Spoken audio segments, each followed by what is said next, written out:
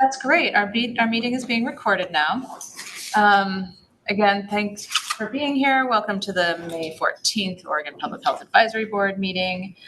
I'm just going to run through our agenda briefly. So we'll have our regular welcome and check-in. We do have a new member, so we might do a little bit more detailed introductions of FAB members. Then some regular OHA updates, and then working on our first big thing is the modernization visioning, working through the action sections and talking about the modernization improvement work group with Chloe and how that works together with us. We'll have an update from the FAB planning work group. And then after the break, we're going to talk about incentive and funding work group and funding formula recommendations, and ideally vote on a funding formula adjustment. So for FAB members, please try to be here after the break, either in person or virtually for a vote. And then health services warrant, which I think will key up for a vote on the next meeting. Yes, great. Any questions on the agenda? I don't normally take questions on the agenda. I'm just getting used to the different form here. So as a reminder, our group agreements are included on page 4 of your meeting packet. And we will go ahead and start. We'll wait on meeting minutes for a little bit. Okay, great. So we'll start with member updates. And we are going to introduce Sarah Wiley. Hi, Sarah. Hi. Thanks for joining us on FAB. So she is taking the state employee position as a FAB member. Sarah serves as the manager for Oregon's tobacco compliance and national prevention programs within Oregon Health Authority. In her current role, she led development and implementation of Oregon's new tobacco retail licensing program. Thank you. And provides oversight for Oregon's National Tobacco Control Program grant activities. She also worked as tobacco communications and policy lead at OHA, in program evaluation at RTI International, and as the community and policy program specialist at the Vermont Department of Health. So welcome. We're going to go around and have each FAB member introduce themselves so that Sarah can put names to faces or names. So if you could tell your name, your role on FAB, and the organization you come from. And I'll start. So hi, nice to meet you or see you again. I'm Sarah Present. I am the current chair of FAB. I'm the health officer caucus representative for FAB, and I work as the health officer for Clackamas County. And I'm also a primary care doctor, and I work in the FQHC there part-time. So I'll pass it around the room. I'm Veronica Irvin. I'm faculty at Oregon State University in the College of Health. I'm a member representing the university positions on the board. I'm a previous chair and looking forward to working with you. Hi, Sarah. Nice to see you. Good afternoon, everyone. My name is Marie Bowman Davis. My pronouns are she, her, and hers. I am the Washington County Public Health Division Manager and local public health administrator, but my role on FAB is to represent the Conference of Local Health Officials as their statewide representative. Sorry, I was trying to put Spanish interpreter audio into the right room. I am Valerie Fleischer, Executive Support Specialist for Policy and Partnership Team. Go ahead and introduce yourself. Oh, sure. I'm Sarah Wiley, she, her, hers. Thank you, other Sarah, for presenting me so kindly.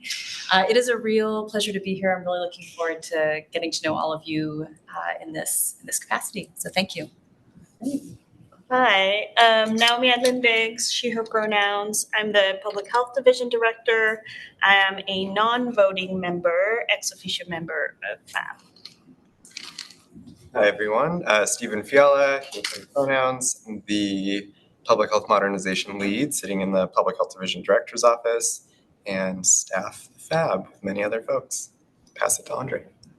Hey, good afternoon, everybody. My name is Andre Urso. I'm the new Deputy Public Health Director here in the Public Health Division. And before that, some of you may know me. I was Center Administrator for the Center for Health Protection within Public Health for the past 8.5 years. And I'm happy to be here and just listening and learning about FAB today. I am Veronica Herrera. I use she, her pronouns. I'm the Strategic Initiatives State Office of the State Public Health Director. And then I'll pass it to FAB members that are joining virtually. Introduce yourself. Call on somebody. It might make it easier. Start with Dean. Dean.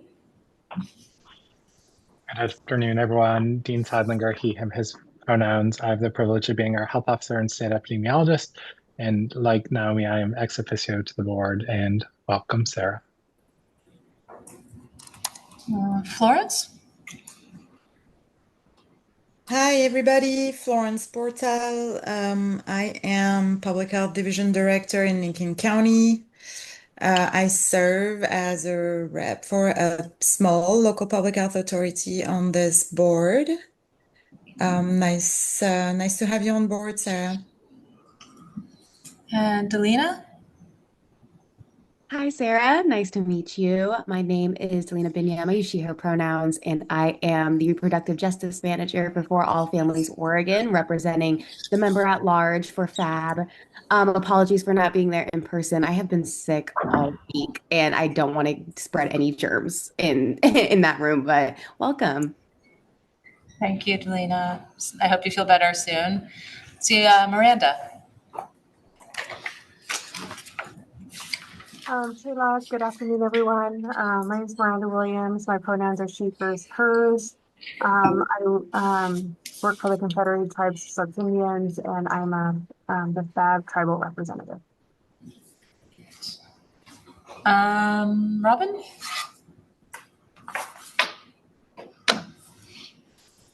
Good afternoon, everyone. I'm Robin Canaday, and I'm the Public Health Director in Morrow County, and I sit on FAB representing extra small and rural counties in Oregon. So thank you.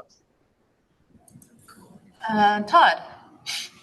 Yes, I'm Todd Noble. I'm the health administrator for Lynn County, and sorry, I can't call on somebody else. I'm driving just temporarily. I need reading glasses for that, and that wouldn't be good for driving. Thank you for being safe, Todd. And I see your seatbelt on too. So that's good. Jackie. Hi, everybody. I'm Jackie Leung, she, they pronouns, Executive Director of the Micronesian Islander community. And I'm the incoming chair and also the Public Health Services provider representative. Thanks. Are there any other FAB members online? Hi there, this is Mary. Can you hear me? Yeah, hi, Mary. Oh, hi there. I'm Mary Ingrab, and welcome. And I'm the Senior Medical Director with Sterling. Thank you. And Debbie just walked in. You want to introduce yourself? We have Sarah Wiley as a new member on FAB as the state co-chair representative. Excellent. I'm Jenny Withicum. I'm the Assistant Director for Health and Physical Education for Portland Public Schools, and I'm the Education Representative. All right.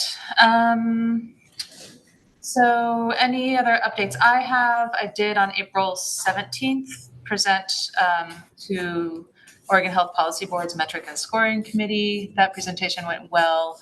There was a presentation around immunization metrics after that as well. And Dean was there. Thank you, Dean, for helping. I think it was a really nice, just kind of getting some FaceTime and explaining to them what FAB is and what modernization is and what our accountability metrics process and kind of framework are, and as well as looking forward. The main questions that I got were around our data sources, but I think there was a lot of interest, and a lot of people in the Oregon Health Policy Board Metrics and Scoring Committee did not necessarily have full awareness of what we do here on FAB. So that was a really nice connection. Dean, I don't know if you have any other reflections on that meeting. I think it was a good meeting for us to show the alignment across and again, I think bring some awareness to just what we do, because I think we are a black box mystery. So thank you for representing us well, Sarah. Yeah, thanks. And then we did have the chair of that committee present to us a couple months ago. If anybody has any further thoughts around sort of moving forward definitely open to hearing those as we go along with our visioning for the next year. I think I can turn it over to Naomi for OHA updates. Yeah, sure. I'll start with recruitment updates. Well, I'll start with being excited to welcome Andre Uso, who started his new role as our Deputy Public Health Director this month. Last week. I know you already I know you already introduced yourself, but I'm going to hand it back to you if you had anything to add. But I will add, because of the transitions that we've had at Public Health Division leadership, Andre is officially the longest serving member of our PhD leadership team. So I just want to put that out. Yeah, Andre, anything else you wanted to add? No, I neglected to state my pronouns, so he, him. Like I stated before, I've been as a center administrator for 8.5 years before the deputy position, and I came to OHA and started as the Oregon Medical Marijuana Program Manager, and that was my start. But before that, I have a history in public health with the state of Florida and local public health in the state of Florida before I came to Oregon. But I'm very happy to be in Oregon. I've been here for 11 years, and I don't plan on leaving Oregon anytime soon. So yeah, we're working towards having some permanency. I now have 3 interim roles in our division. So all 3 centers have interim leaders.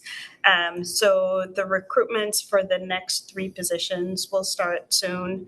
I'm going to prioritize the center director for practice, which oversees, I know I'm going to miss some programs, but communicable disease, HIV, STI, vital records. What am I missing? TB. That group, emergency preparedness, TB, that group. And then following that, the next recruitment will be the center director for protection, which was previously Andre's role. So that's all our regulation work. Also, Oregon Medical Marijuana Program, psilocybin, Environmental health program. Environmental health work, environmental health program. And then after that, we'll move to the center director for prevention and health promotion, which is, hip cannabis, tobacco prevention. Our Sarah Wiley will help me with that one. Family and child health. Family, child health, reproductive health. Injury and violence. Injury and violence prevention. A lot of our STD prevention work is under that umbrella. So those are the 3, and I'm hoping to have all 3 permanent positions by first quarter of next year, just because each recruitment tends to take quite some time. So that's recruitment updates. On the federal side, we're continuing to receive funding through some awards. Some of it are partial awards, but we're anticipating that the remainder will be awarded soon. SAMHSA issued a Dear Colleague letter on harm reduction to provide clarified guidance in what's allowable and what's not allowable expenditures for the SAMHSA grants. The guidance it's not new, but it's more detailed. And in general, there's very little impact to the work that we've been doing historically with the SAMHSA grants. Other news, the acting attorney general at the US DOJ issued a final order rescheduling medical marijuana to Schedule 3 of the Controlled Substances Act. For now, there's no immediate impact to Oregon's medical marijuana program. However, the impact to states isn't clear at this time. So we're sort of in this waiting period in waiting to understand what the impacts could be. OHA will continue to monitor the federal changes that roll out. Next step for that one, the federal administrative hearing will be in June. So we're waiting for that one. The Federal Appeals Court issued a ruling on May 1st that temporarily stops,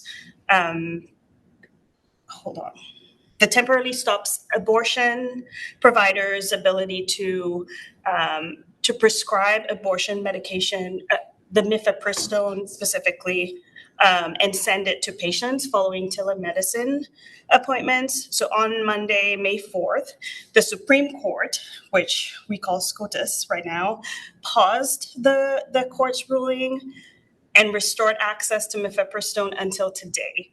Now, after today, we're sort of in a holding pattern right now. We don't know what the scope of the decision will be. That's where we're at with this one. And then other national news, I know hantavirus has been on the news right now. Dean has probably been more involved in that one. So Dean, I'm going to pass it to you for any updates on hantavirus as it relates to Oregon. Sure, and then I may see if Heather wants to add anything.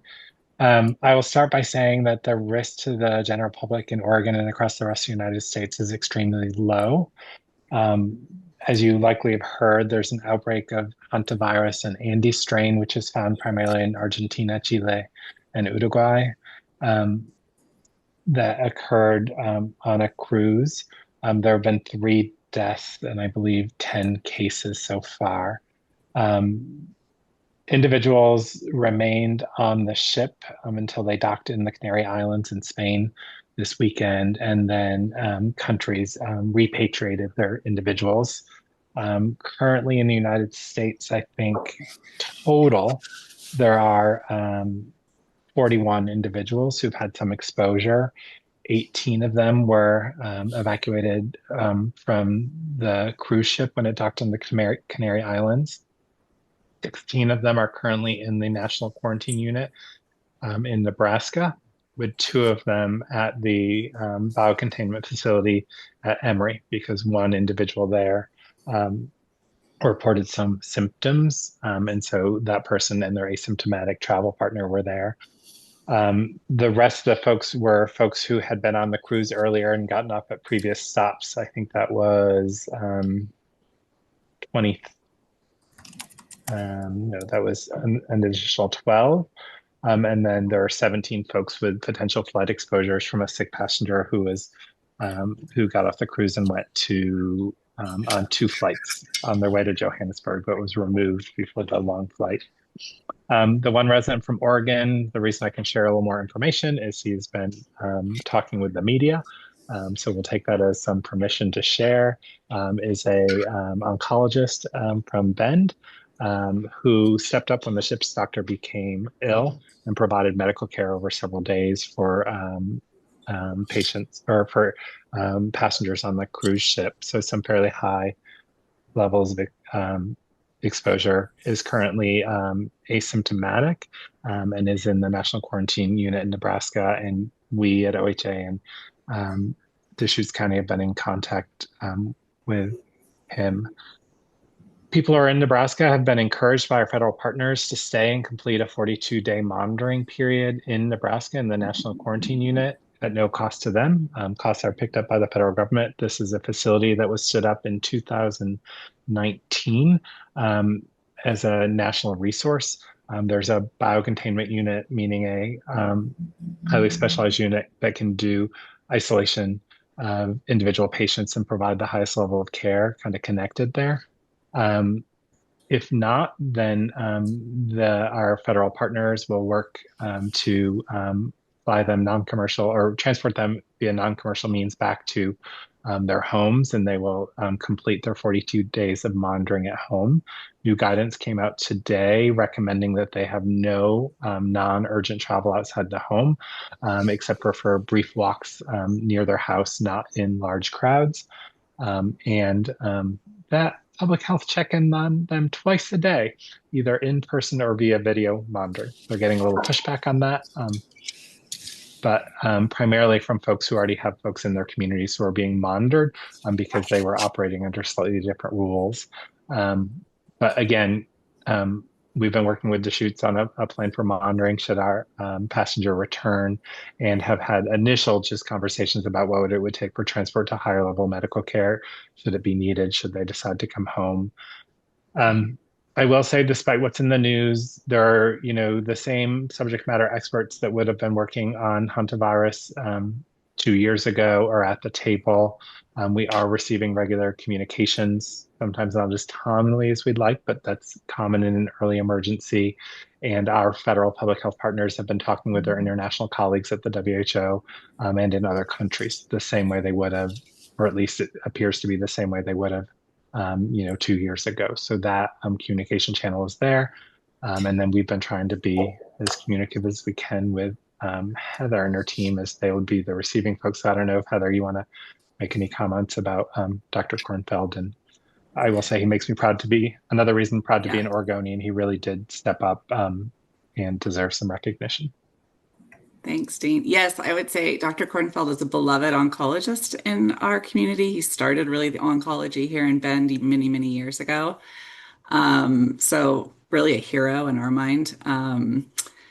I don't really have too much to add. I would just say I want to give a huge thanks to Oregon Health Authority. You all have been amazing to work with. And, sometimes the media gets a hold of things before we do, and yet we rallied really fast. Our health officer has been in regular communication with the resident from Bend.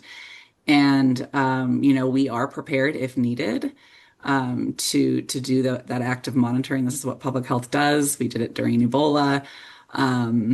And at the same time, as Dean mentioned, we just kind of need to figure out how, our goal really is to ensure his safety and health if he does return, and very rapid access to care if needed, as well as the safety and health of our community. So we'll see, more to come. But I really appreciate all of OHA's kind of effort in leading this with us. Thank you. Happy to take questions if folks have it, but know that I think it's good that this has been in the news a lot, and most of the stories I hear talk about the extremely low risk to the general public, and that's true. This can be transmitted human to human, but really does require some more close contact than we see with many respiratory diseases. And I think it's a chance, as long as we don't mess it up, which we're not, to show what public health does every day, usually outside of the limelight, to protect individuals. I think I would add one thing, Dean, is that the one thing that we're really trying to do here in Deschutes is we have, this is a different strain of hantavirus that is found in the Argentina area, Andes virus. We have hantavirus here in Central Oregon, but it's a very, it's a different strain. It's not person to person, and it's very serious. So I think we're trying really hard to kind of walk that line in communication, right? Of this is not the hantavirus that we see here in deer mice, and it's not, the one that we have here is not spread person to person. Different vectors in South America, so not even a chance of Andes establishing here. But as Heather said, both are very serious, about a 30% fatality rate for those who develop respiratory symptoms, which is why the access to medical care is a huge part of our planning with Deschutes.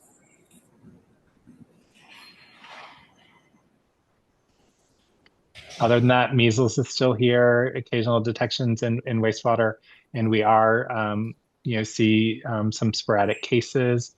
Many of them we have not been able to trace back, so kind of indicating, along with this 1.5 years of US cases, measles is becoming endemic or is endemic in this country. And so we'll are thinking about our long-term strategy for response to focus on keeping people safe and focus our efforts on the most at-risk situations. I know you didn't ask for a measles update, Naomi, but you get one anyways. It's welcomed. Thank you. That's good. Cannabis question. Sure.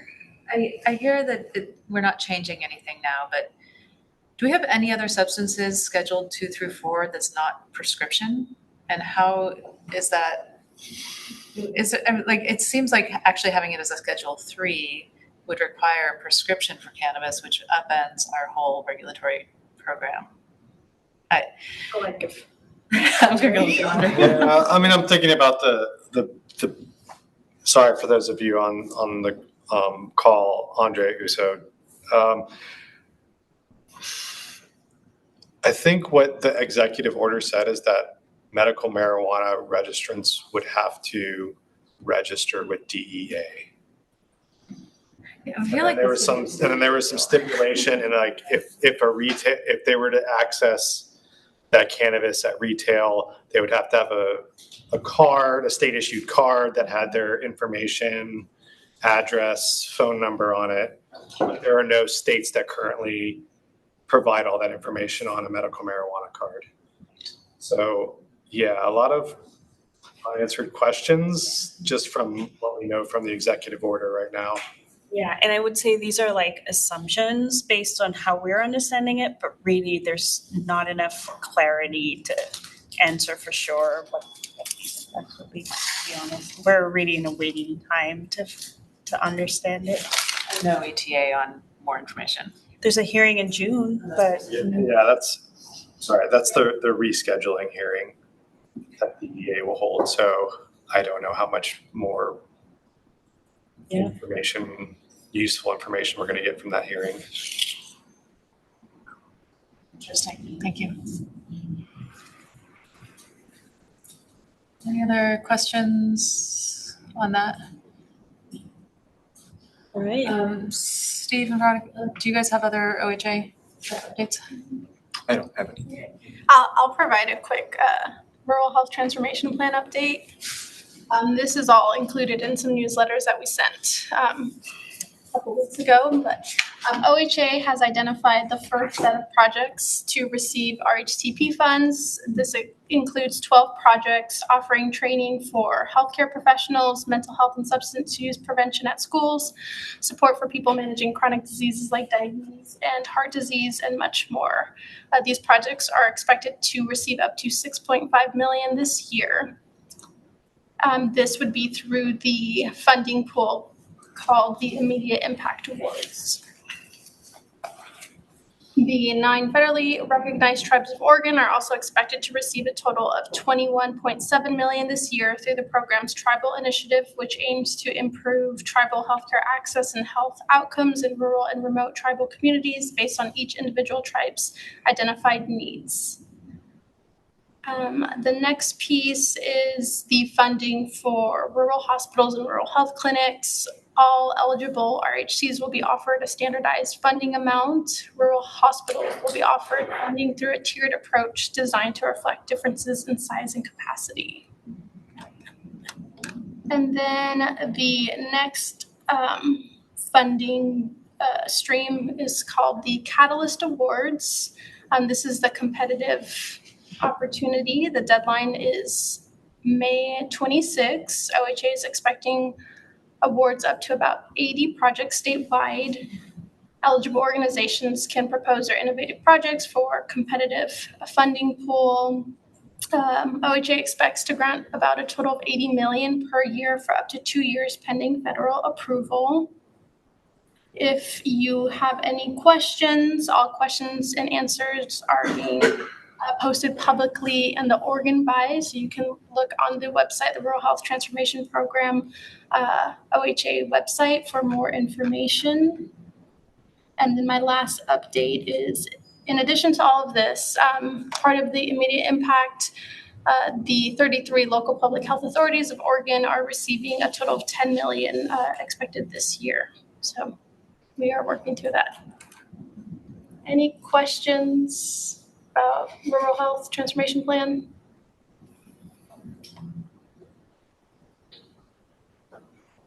All right. Do we have a quorum? Yes. Our next step would be to approve April meeting minutes. If anybody on the board wants to make a motion to approve minutes. Motion to approve. I got Veronica and then Miranda second. Yeah. All right. All in favor, say aye. Aye. Aye. Aye. Aye. Aye. Any opposed? And any abstentions? All right. April meeting minutes approved. Okay, let's jump into the meat of our meeting and modernization visioning materials and next steps. So, ready? Great. This discussion is intended to clarify and build on our recent conversations, particularly around roles and decision-making and funding.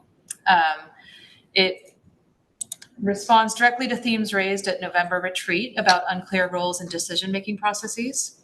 So we voted earlier to approve the modernization vision and roadmap, and we're going to walk through the vision and action section to ground our conversation and focus on how we move forward in implementation, covering our shared goals, our system-wide approach, and the roles and partnerships of the public health system.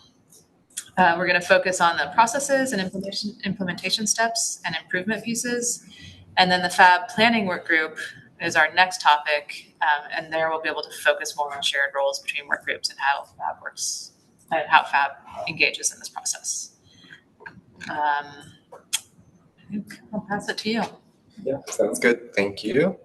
I'm going to share my screen and we're going to walk through slides that were included in your packet of materials. So apologies for the scrolling. Let's go scrolling.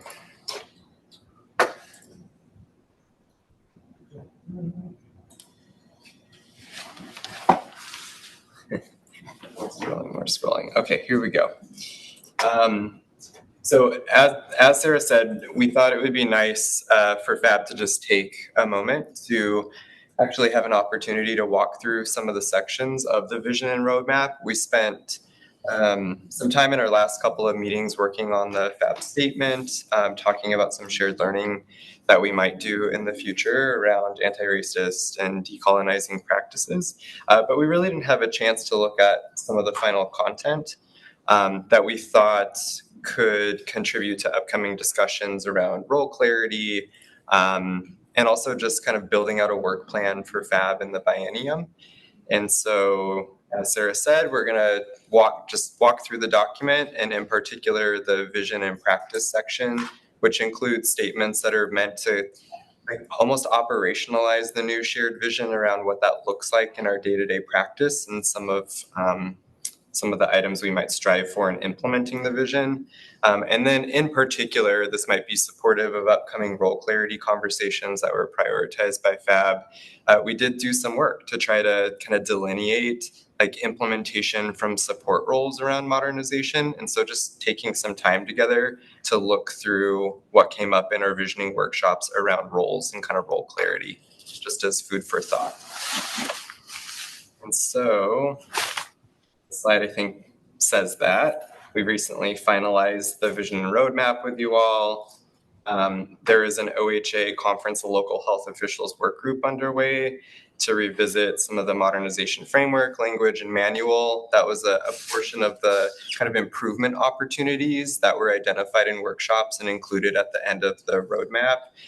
We've mentioned that before, and then have already mentioned today that FAB as a board is leading work on clarifying roles and decision-making processes, and especially FAB's role and authority for decision-making. So again, just wanting to kind of situate us in some of the materials of the vision and roadmap to inform these conversations. And so I hope it's okay, but we're going to kind of change up the format. We weren't sure what the mix of in-person versus virtual would be. And so we had a plan to have Post-its up and walk around the room. Did I do that? I'm guessing they still see us and it's just us that got disconnected, right? Okay. I don't know. Do you all still? I see from Zoom. Oh, that's true. Okay. Sorry, everyone online. Our view of you all just went out. And so we were just wanting to confirm you all can still see us in the slides. I'll keep going since I think you all can still see and hear us, and we can figure out the technology as we're going. So I hope we're okay with a bit of a shift. We weren't sure how many folks would be in the room versus virtual, but since it's about half and half, instead of doing kind of round robin Post-it note exercise in person, we're just going to walk through the document together so that we can do it together in the room with also the folks who are virtual. So I hope that's okay. So it's a bit different than what you're seeing here on the slide. But the overarching questions as we walk through these vision and practice statements that we're curious FAB members exploring. Awesome. Thank you, Andre. Andre touched about 10 seconds ago, and now it's back on. So Some wires. I'm sure it was. Thank you. I think it was me in all honesty. I apologize. Sounds good. Thanks, Valerie. Yeah, so some of the questions just to be keeping in our mind as we walk through the vision and practice and the roles is how does this particular vision and practice statement inform the work of FAB, if at all? How can we lead with this aspect of the vision that came up in workshops with our various partners? And then another one that's not on here, but that is coming to mind, is if we're fully living into this new shared vision, what, if anything, would be different about how FAB works together or works with our partners based on what we're saying about the vision and practice and how we want to be operating together. And then we might have time for a bit of a debrief as well, just interested in the overall reactions to these vision and practice statements, how people to FAB's work they feel, etc. But again, just meant to be a moment to kind of dig into what was produced from the visioning refresh and apply it to FAB's work. Hope that sounds okay. Gonna be scrolling again. And this is just the vision and roadmap document that you all had access to and we sent it out. So I'm gonna zoom in a bit. So our new vision statement, and then we'll go into the vision and practice piece, is that we're striving for a valued, sustainable, and adaptable public health system that partners with communities to prevent harm, promote health, and support well-being, especially people and places systematically underserved today and for generations to come, our overarching vision. And then today going to focus on these vision and practice statements. And again, these are meant to kind of bring to life that vision statement and provide examples of what that could look like if we were to implement that vision in our day-to-day practice. And so my plan is just to go through each of these sections and just read a bit, but not all of it verbatim, because that might be boring for us. And again, just to take a moment to reflect on how it applies to FAB's work. Does that all sound good? What are we doing with the reflections? Yeah. I missed it. Yeah. So we are having upcoming conversations in the role for the FAB planning work group around role clarity and decision-making authority. We also have the OHA CLO work group that FAB is going to be supporting as well. You'll receive regular updates on that work. And so I think it's just meant to be like, if this is the direction that we want to be heading around our partnerships, around resourcing the tools available to us, is there anything in this vision and practice that feels particularly salient to be like bringing into those spaces? So I understand it might feel a bit high level, like it's still a vision. It's still these kind of like ideal practice statements. So it might not feel super tangible, but we'll also later be looking specifically around those like implementer roles and support roles. And so maybe that'll especially feel a bit more tangible to especially FAB's conversation around role clarity. Thank you. Yeah, does that help a bit? I think that I'm just going to position myself in the work group that we'll be reporting on later and trying to like narrow down what lens I'm using. Yeah. How might we use this in that work group? Yeah, I mean, and to be honest, we just wanted to have a moment to even just walk through what the results were of this vision refresh process, since we really didn't take any time in FAB to walk through the kind of end results of 6 months of work with partners. So that, I mean, honestly, that is kind of goal one, but to your point, hopefully as we walk through this, some of it can feel like tangible and applicable to some of our upcoming work and how we think about it. Yeah. I'm also happy to change up what we do and how we talk about it. So if it's not feeling particularly useful, we can move forward as well. So with that goal in mind, we'll start with the first section, which is just access and visibility. Everyone in Oregon should be able to rely on public health in their daily lives. And we have it kind of broken out into the overarching goals of modernization around services that reach everyone. So kind of consistency, or reliable, responsive public health services designed with and for them. And that we have public health partnering with community-based organizations and local leaders to share information in people's languages and reflect their lived experience. So having it be culturally and linguistically specific. That we're a trusted and understood presence as public health, and especially governmental public health. And then that we have statewide access to essential services, those foundational programs. So yeah, so this first section is really on just access and visibility of the public health system. We received a lot of feedback during the visioning workshops that public health can often feel taken for granted if we're doing our jobs really well. And so what would it look like to be a bit more visible with what we do on a day-to-day basis and how we're protecting and promoting the health of communities, having consistency of our services across the state, and working toward being like a trusted and understood presence in communities. Are there any thoughts or reflections about this one? I think we're still at a point where kind of what those basic services are that are actually doable in a way that will maintain sustainability and reliability benefit from being better defined, right? So yes, we have public health services for everybody, but what are those, right? And I think that within the visibility, some clarification of what sustainable, reliable public health services are is something that we can always keep talking about, which might be different in different counties too, right? Like the essential services, I think about our foundational public health services, but especially as we go into like access to care issues, it can be pretty big. What that care means, or what the conditions that and care that support health are that we're ensuring.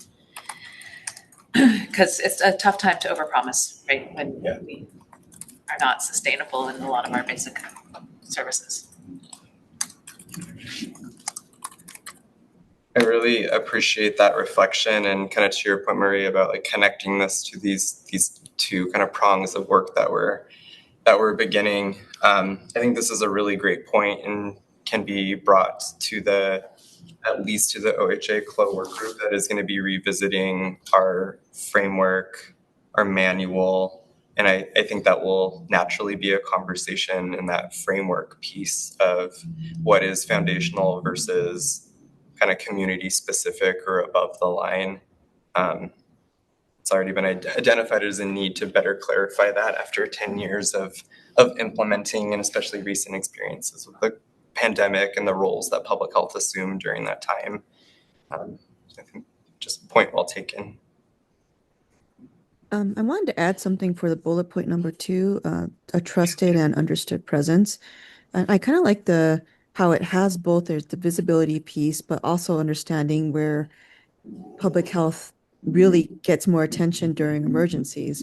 But is there a way, especially when we're talking about what the things that public health does, like whether it's vaccines, for example, or access to clean water, clean air, some of the things that we take for granted on a day-to-day basis that perhaps an everyday person might not really think about unless they have that public health background or health background. Mm-hmm. I mean, giving like different examples of what it could look like. I mean, we already see, mistrust that's taking place in different areas of public health, but we're starting to see now emergencies that are now emerging from those situations.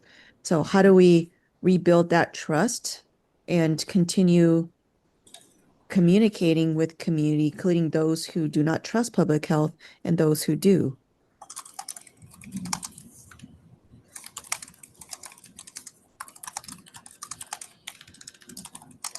Thank you, Jackie. I I think that's a really nice point. There were a lot of suggestions early after doing some of the core work of revisiting our framework and manual that it would be good to have a more concerted effort around communications of modernization, what it is, what it looks like in your lives, just to kind of clarify what the kind of systems change effort is and what it looks like in people's day-to-day lives. So I think that's a great point. Highlight all of those non-emergency things that we do as well. I do wonder too about like in the school systems, a lot of times public health is seen as the intervention versus the prevention, and so it's a kind of a constant battle to put some of the attention and focus and funding on all the work on the front end. And so there's lots of opportunity for folks to come in and do intervention work, and not that that's not needed, it is also needed, but it is very difficult for us to get anything on that front end side. And I think it's a misunderstanding of the whole picture of what public health can do. So I guess that with the understood presence, I think is pretty salient, at least in the schools for sure. Thank you.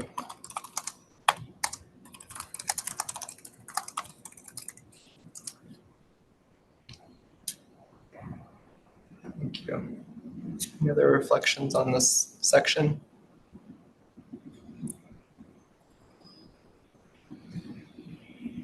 Okay, we can keep going. I think also I'm excited to think more about coordination and partnerships. Like I'm just thinking about like what connection between like ODE and OHA as far as prevention and the, you know, all this health curriculum that's mandatory for student health, right? I don't know that my LPHA is talking to our ESD around their health programs, but there's a lot of collaboration. You done there? Maybe. I think one of the, and this is, I mean, it's been getting into the weeds a little bit, but like the curriculum the instructional materials that are out there that a school district would adopt are poor.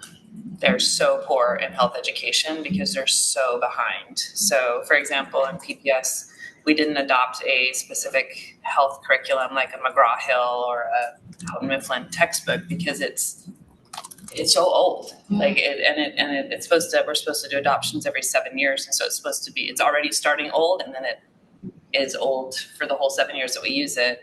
And it's also designed to the lowest common denominator nationally. So it never meets our standards. It's never, we have to supplement like crazy.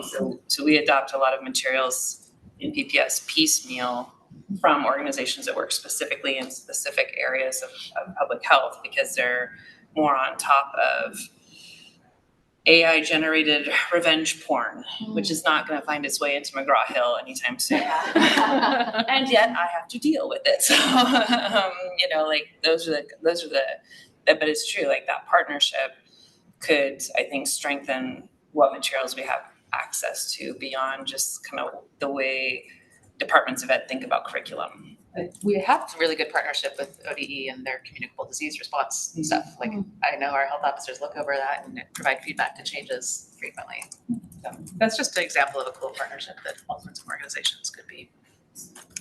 So I would just add that in Deschutes, we have done that locally, and it's been a huge success with our Healthy Schools program of embedding public health prevention specialists within the high schools, because that's what we know how to do. And working with the schools on curriculum, evidence-based public health curriculum on different subjects. And it's been a huge success, and I would love to see it statewide, but definitely takes dollars. So I'm curious, trying to connect this back to the role of FAB and the work that FAB does.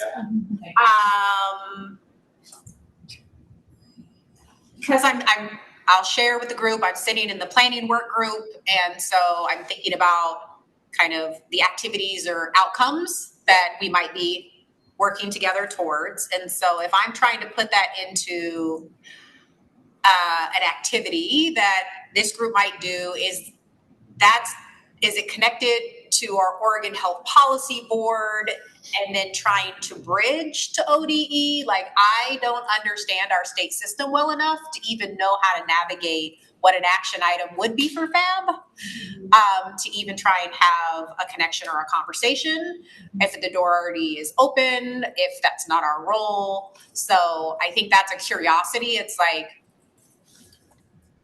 what are the places where FAB already has access, and what are the boundaries or the scope in which we can engage to make those connections, like between the Oregon Department of Education, Oregon Health Authority, schools. That's trying to stop using acronyms. It's hard. But that was my curiosity. Not that I'm expecting an answer, but just kind of a follow-up for our group as we're looking at planning. I think just having FAB be on the same page about what the definition of partnership and like what realistic partnerships look like or have been successful.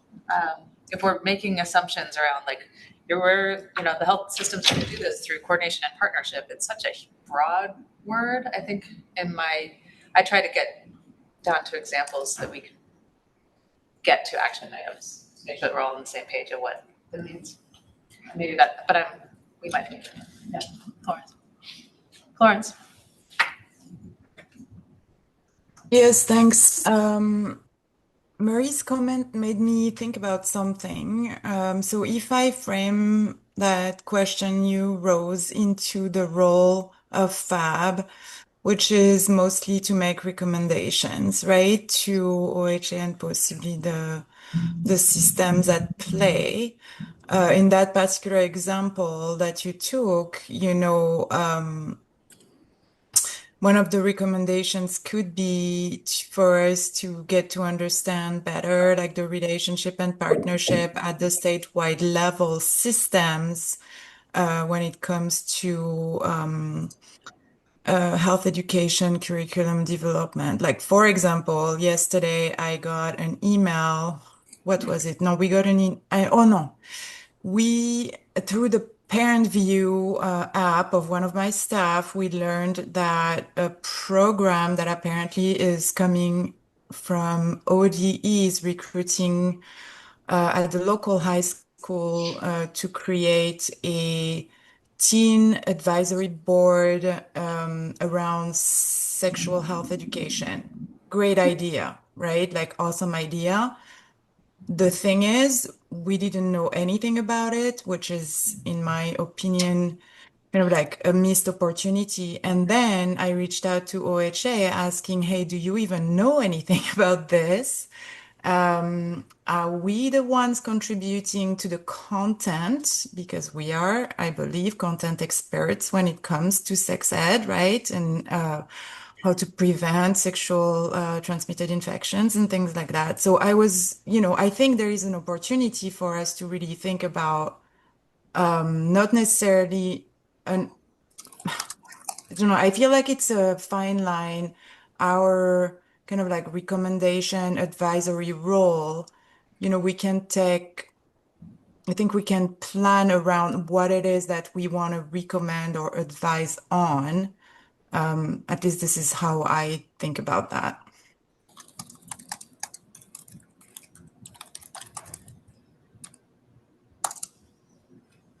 And to add, like, just to be like almost like a conversation starter, or like get people to maybe like think about things they might not have thought about, or I don't know. And I'm realizing that bringing us into the partnership conversation kind of jumps ahead to the next section. So maybe we could. I do want to elevate that FAB has this opportunity within the role to advise Public Health Division directly, right, and provide recommendations. And because you mentioned whether another opportunity is going through Oregon Policy Board, I'm just going to put it out there that sometimes going through that, then you're finding the priorities of Oregon Policy Board before it becomes a recommendation to OHA. And I don't want you to like underscore FAB's opportunity to directly provide recommendation to Public Health Division, which is where public health modernization, that's under the umbrella of Public Health Division, and you have that opportunity to directly provide recommendations. I just want to flag that. Appreciate that. And I mean, it's also making me think, more around the partnerships piece, so we can just jump down to that. That one of the opportunities for improvement that came up in visioning workshops was to convene a larger cross-sector group to maybe have a similar conversation around the health system and linkages between public health and specifically modernization and education, academia, or other sectors, just to have a more kind of like structured formal conversation around alignment or opportunities that are coming up in this kind of context we're in. So maybe FAB recommends we elevate that and resource it and do something like that to identify like shared work together. It's just another thing that comes to mind. Okay. How much time do we have for this? 15 minutes. 15 more minutes? Okay. We're not going to get through all of it, which is completely fine. If it's okay to kind of just continue doing this at our various meetings. Okay. The next one's partnership and collaboration. Modernization succeeds through relationships. I have a statement around strong government-to-government partnerships with representatives from the 9 federally recognized tribes in Oregon. Aligned and coordinated partnerships. State, local, and tribal health agencies work together and not silos to deliver coordinated services. References healthcare, behavioral health, emergency response, education, housing, etc. A cross-sector piece we were starting to dig into. Governmental public health leads modernization with public health expertise and accountability, but works in partnership with community-based organizations and their specialized roles, and who help us to build trusted relationships, support language access, mobilize community strengths. And then last under this, just acknowledging that we engage communities early and continuously, not just at decision-making points, grounded in transparent data sharing, equitable funding, shared accountability, and just linking this connection to, in particular, OHA's 2030 goals around eliminating health inequities. So government-to-government relationships with tribes, and then kind of better alignment across sectors as kind of a vision or a goal. We started to talk through that already, but I'll pause here and see if there's anything more about partnerships, cross-sector CPOs, or government-to-government that people want to emphasize.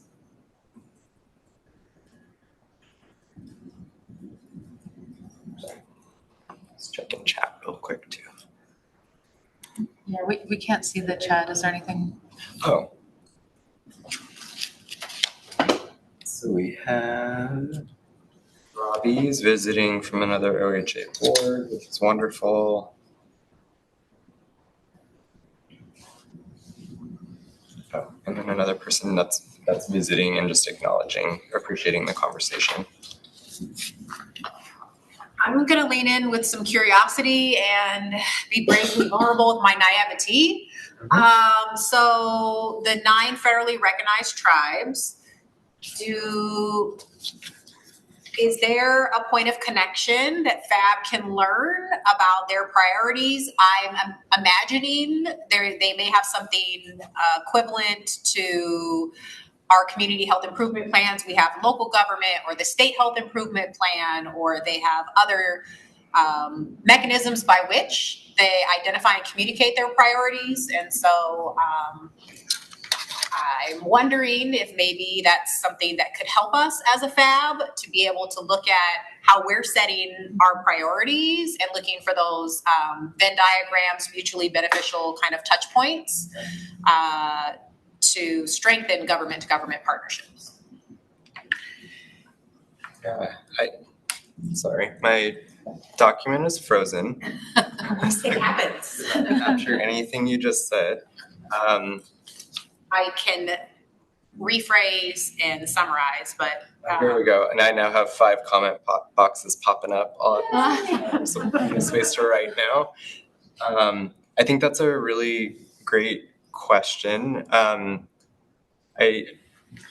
I don't want to speak for them, but we did attend, as we were, at least for the visioning process, did attend the monthly OHA tribal affairs meeting to ask tribal directors the extent to which they wanted to, one, participate in the overarching visioning process and or have some dedicated time with a contractor to work on some tribal modernization specific visioning.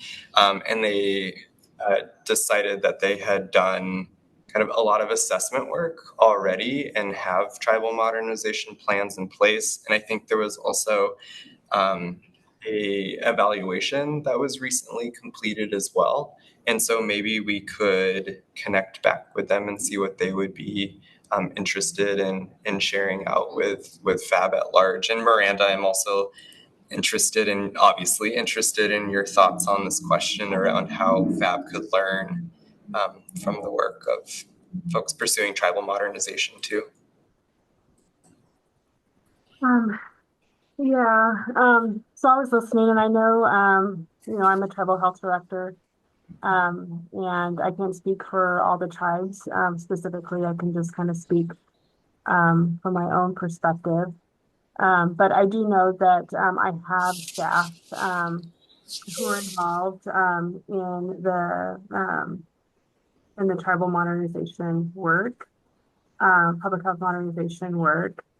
And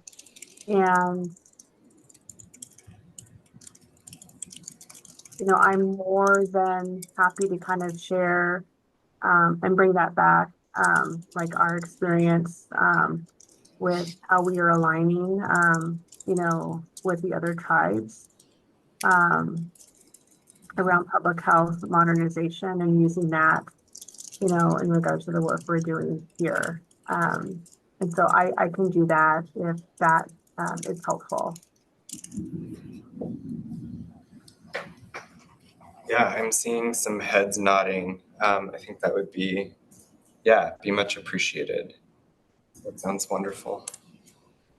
And this is something that is probably known but worth repeating. Our relationship with the tribes is a government-to-government relationship. They are their own sovereignties. Each of the 9 federally recognized tribes are different. We always create opportunities for making sure we try to align because we're all within the same communities. There's a lot of intersection of our communities, create connections where we can, but we also have to continually respect the government to government relationship and their own sovereignties. And so I'm just managing expectations and clarifying the independence of tribes while we create spaces where we could align. Thank you. I appreciate you saying that. And I just want to also add just to kind of what you're saying in regards to tribes. And that's so true. We're very different. And we're able to kind of, benefit from one another because of just how different we are and kind of, share our learning and our experiences. And I just want to speak with Siletz. We have one of the largest service areas. We serve, an 11 county area, and not all the tribes, have that. I mean, actually, we're the only one that has the largest service area. And so how we do things is a little bit different, and with our tribal membership and, our relationships with the county, our relationships, within local government and city. And so we're very different in that regard, but, definitely we share and contribute in regards to our experiences and, how we work, internally, but also externally, around public health.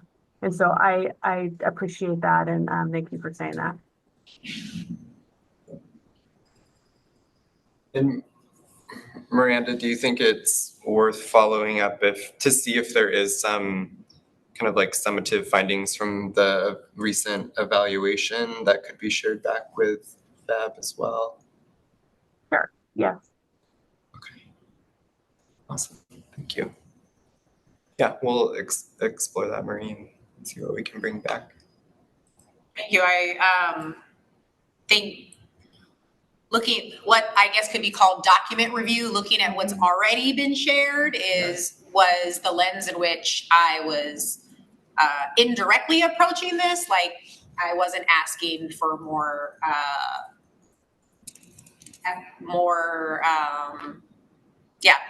assessments. I wasn't asking for that. I was like, what can we learn from what's already been collected? And how can we as a FAB incorporate that into our planning? Okay.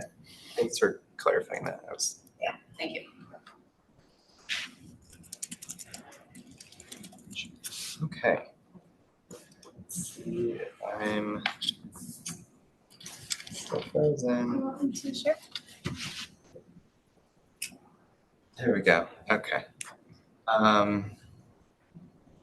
Anything more in this section around, we already talked quite a bit about the cross-sector partnership piece, anything around community-based organizations, anything more about kind of the partnerships and coordination piece?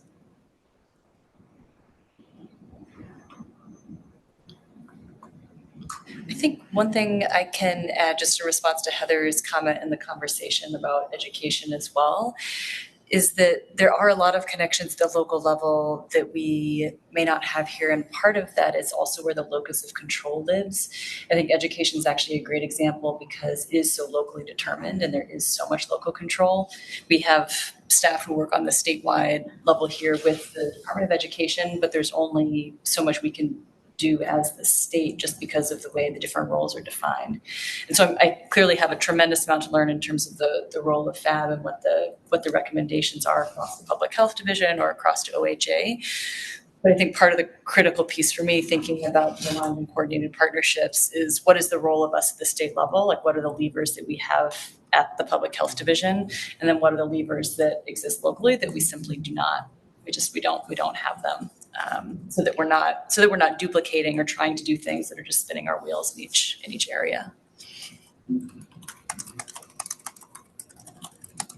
I appreciate that addition and identification of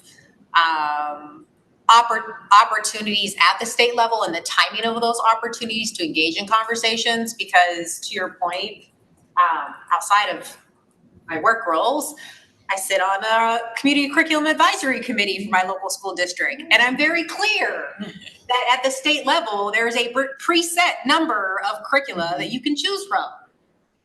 And that may not be what the locals want to choose from. And so there's like, where is that timing and opportunity to have a statewide conversation so the system has a broader set of options? So when it comes down to local level decisions, there's more choices. So it's a yes and, I think.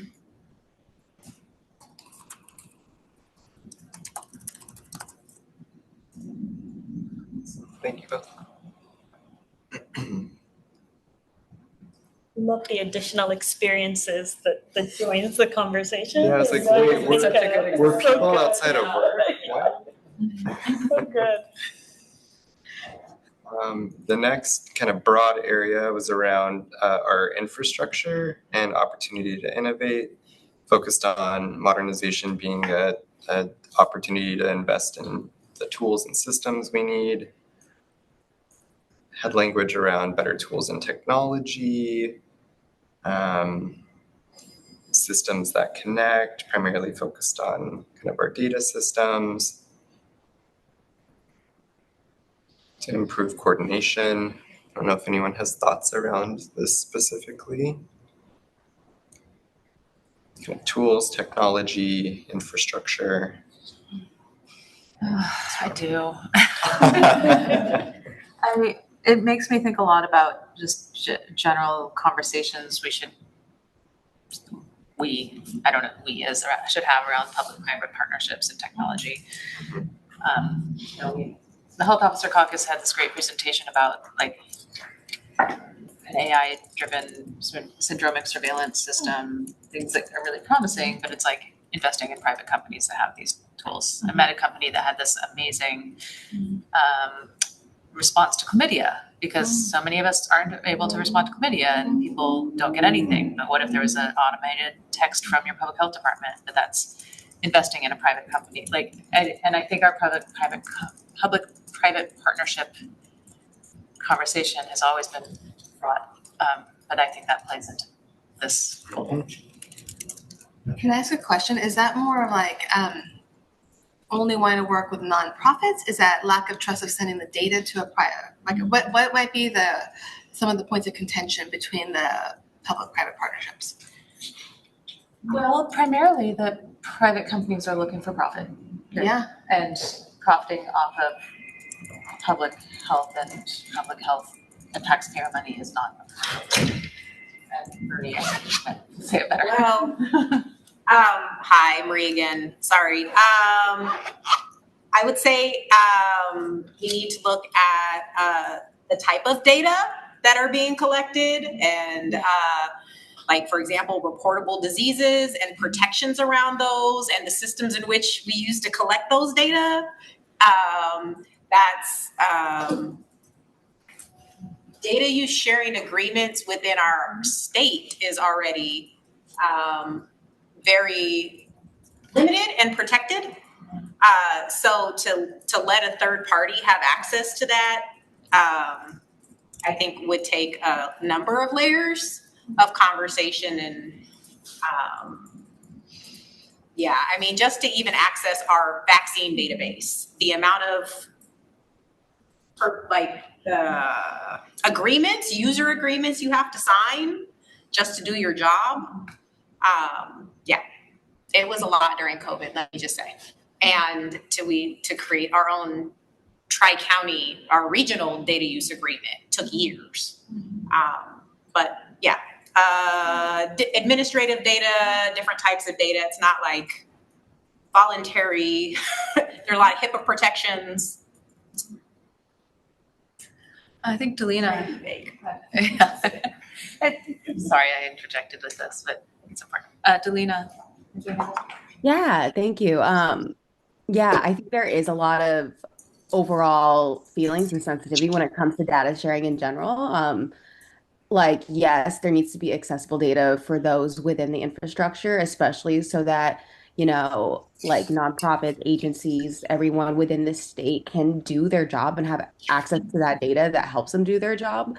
But I also think there is a lot of, I think, not necessarily fear, but also just uncomfortability when it comes to data sharing, knowing even what's happening at the federal level when it comes to attempting to tap into our data. And so I think just even a clear, just a clear commitment to protecting data, but also having it be accessible and legible. Like if there's like a balance in that, and for that to be somehow worded beautifully in this context, then that's amazing. But this is an issue that's going across multiple different sectors. I mean, we're having these conversations with paid leave continuously.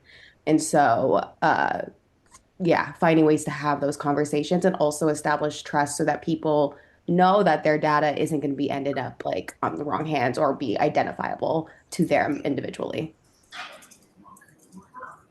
Thank you. Florence, you have your hand up next. Yeah, that's a great points that are being made. What I was thinking about was, so sometimes also, we have already existing data collection infrastructure, and let's say we or the state decides to involve more partners into a data collection process, which I think is really great. What I would love to see maybe more is how, if there could be like some planning ahead of change, right? Like a real change management effort that includes all partners dealing with those tools and technology to ensure that whatever change is going to happen takes into consideration most of like the possible consequences of that change, right? And ensures that we will still be able to serve our communities to the best of our capabilities with those changes. I mean, we're currently experiencing a difficulty where I think there might have been some opportunities for possibly deeper conversation before rolling out those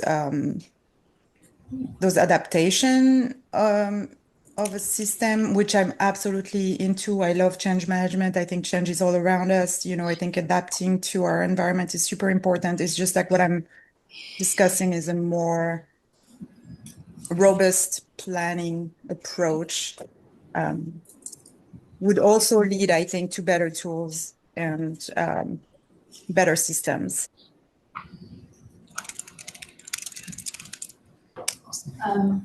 Jackie, and then I think we'll move on to our next. Thank you. So I had a follow-up kind of based on what other folks have been saying. This is more towards, where is it? The partnership piece, so systems that connect. I mean, one of the things that and data as well, because when we're talking about data, it's like who, as you all admitted, data in itself is something that's highly protected within the state, especially when it comes to access to it and use of it, whether it's whether it is a private company that has access, how they would have access to it. So then when it comes to access for, let's say, community organizations that want to be able to have access to the data to be able to ensure that their narratives are being shared out properly, how is that being done in a way that is equitable and fair for those organizations, that are also being asked to collect data? And then, like, let's say they're putting in a depository, how are they getting access to that to make sure that how they're reporting it back to community is done so correctly? I know you need to move on. I just would like for our plant a seed for our action for our group. FAB does have, back in 2023, we approved a strategic data plan. And that was guidance to OHA about working with community meaning making of data.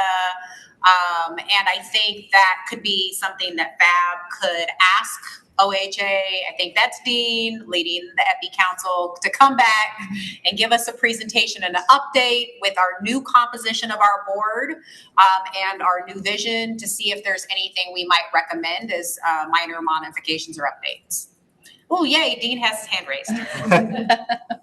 Yeah, thanks for that. I think we'll talk with the team about timing. I think one of the things we are hoping that was really going to help move some of the strategic data plan along was some community-based data contracts that we put out with COVID dollars that didn't get out the door until last year. So we are midway through those and should be wrapping those up. But I think we're going to learn some good implementation lessons directly from our partners, kind of about data and data use and what they desire, and putting that together with the strategic data plan can help us with some direction. So we're glad to come back, and I'll work on timing with staff. Thank you, Dean. Great idea. Yeah, thank you. That moves us nicely into our FAB planning work group updates. Yes. Is that you giving up? Well, I think Veronica's going to start, and then I'm going to lean in. All right. So FAB planning work group focused on strengthening how FAB operates, role clarity, decision making, and how partner perspectives are brought into and out of FAB. Okay. Sorry, lots of stuff. Sorry. This is a long document. I'm sure I will.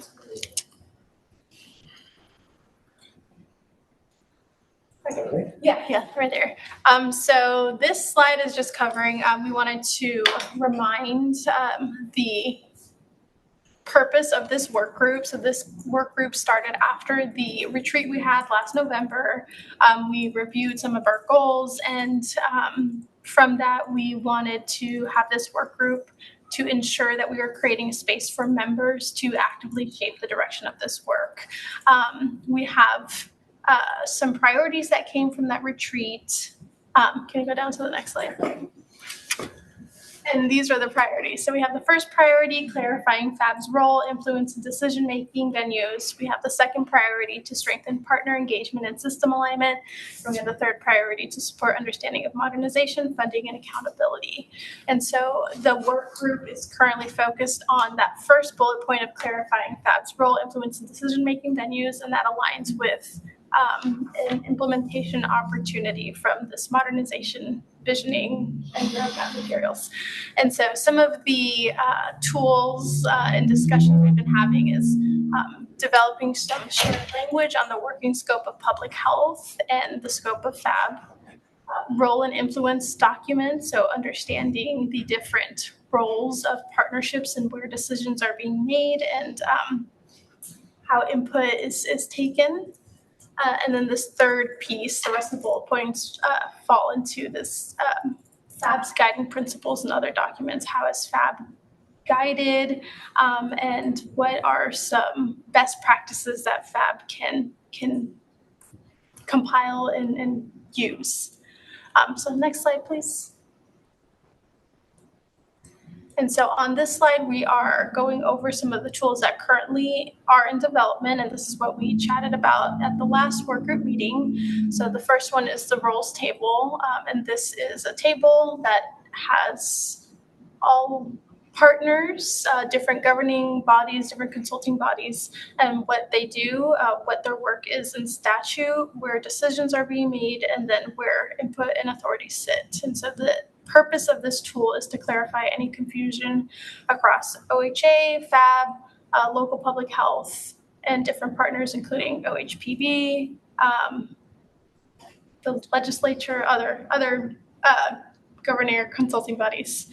And then the second tool is the scope of public health. And this is some shared language around what work falls within FAB public health scope and what does not, and how partners and the public can engage. So the purpose of this work group, or what we're looking from FAB members in this work group, is to help understand, like, what feedback does it actually clarify? Does it build the understanding and help us to achieve priority one?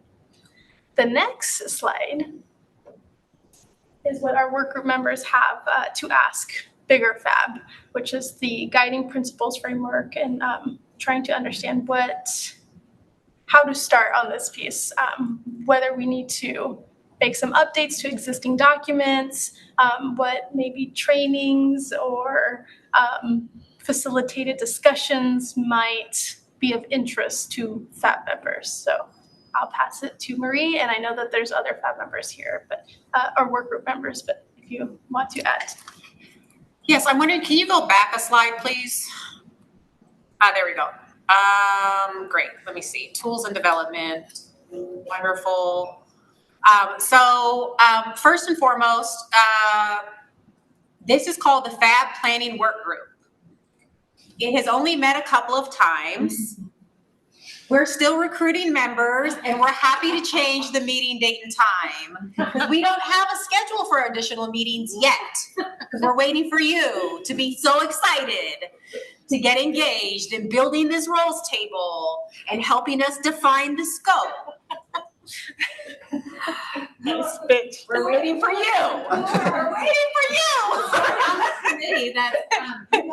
Oh, we have had we have like three or four members. We have Anna from Centro, so representing urban community-based organizations. We have Kelly or Dr. Gonzalez representing health equity. We have me representing the statewide conference of local health officials. I feel like there's one or Florence. Florence was able to join us, representing smaller local public health agencies. Who else is in the group?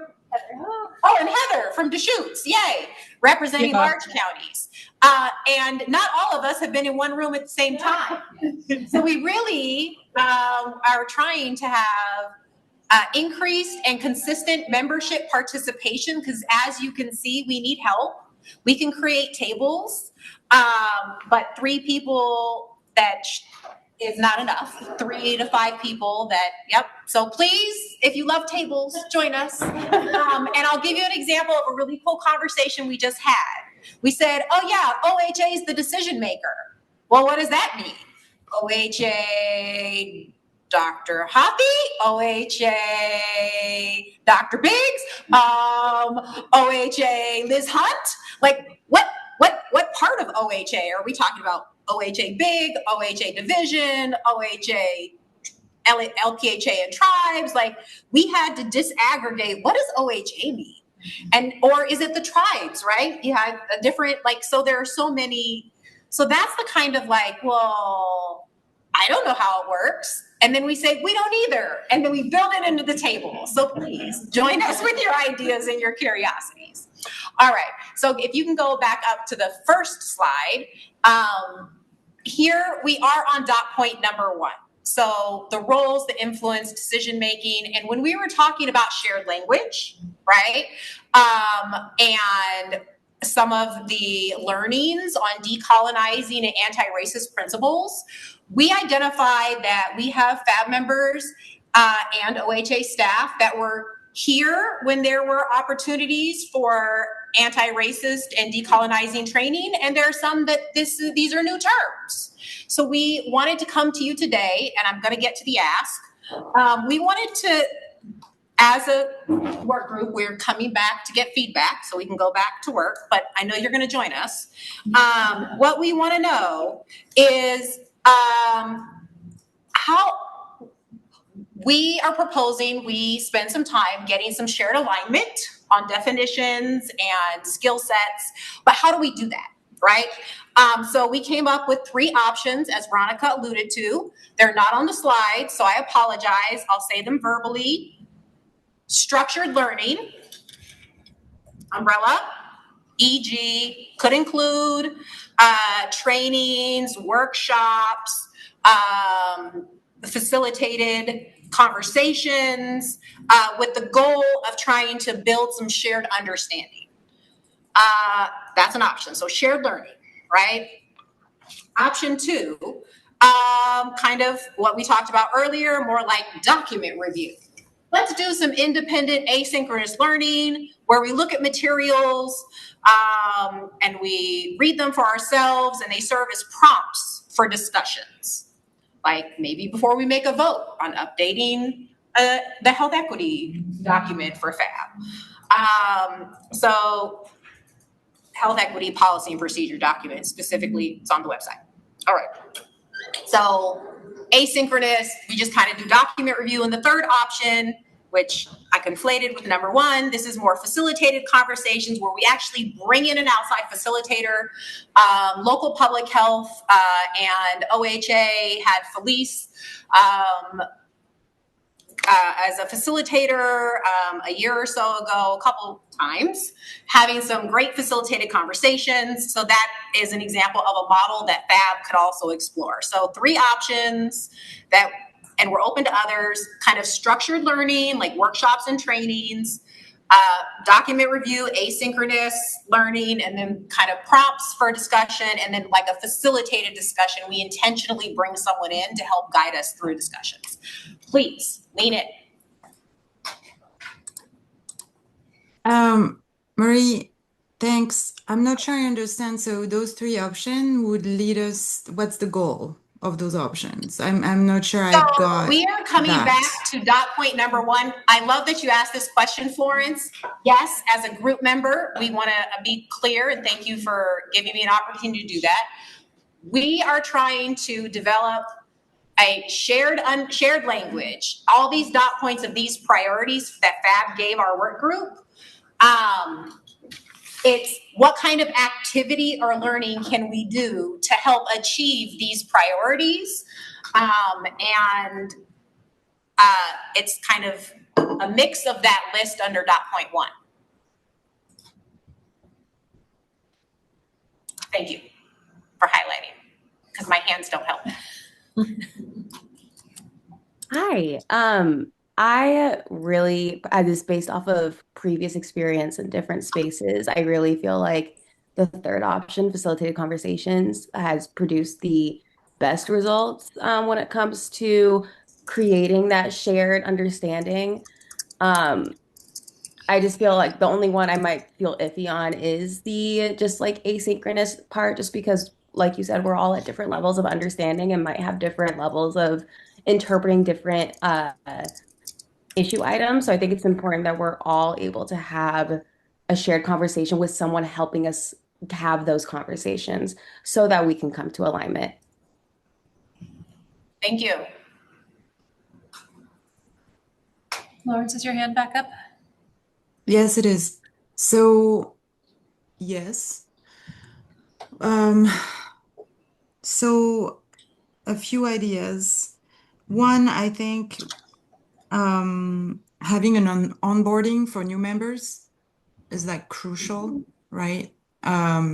So that we can get people to where we're at, right? Here is what we've been working on. So I think at this point, like there is some asynchronous learning that has to happen, right? And I think it would be good if like OHA could staff like that onboarding platform or like documents to read or, you know, whatever. I think that's missing quite a bit.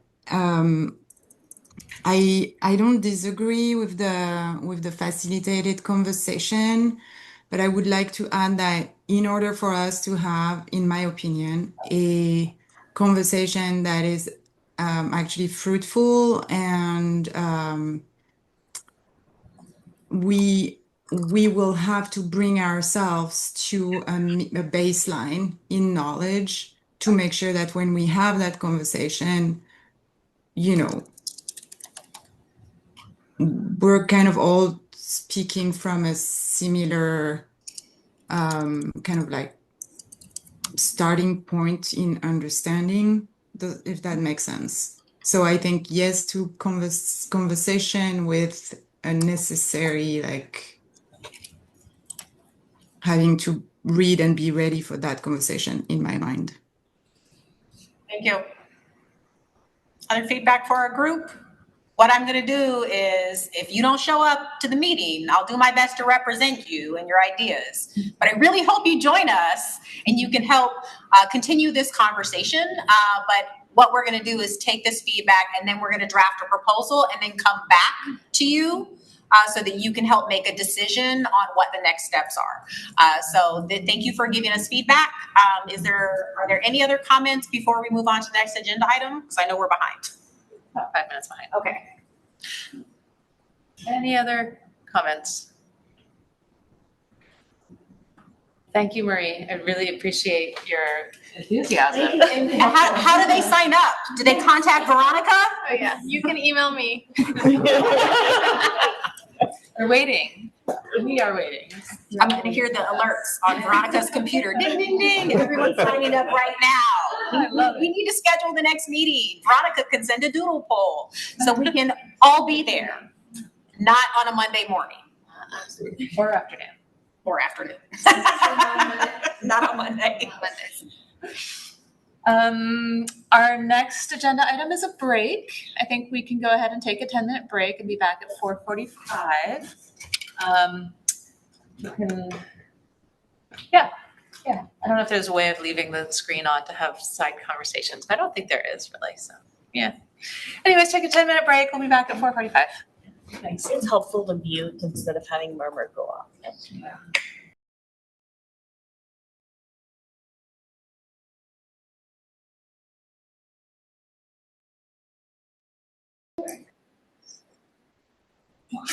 Okay. Okay. Hi, everyone. Sarah had to step out, so I'm going to get us started again. Thanks for coming back from your break.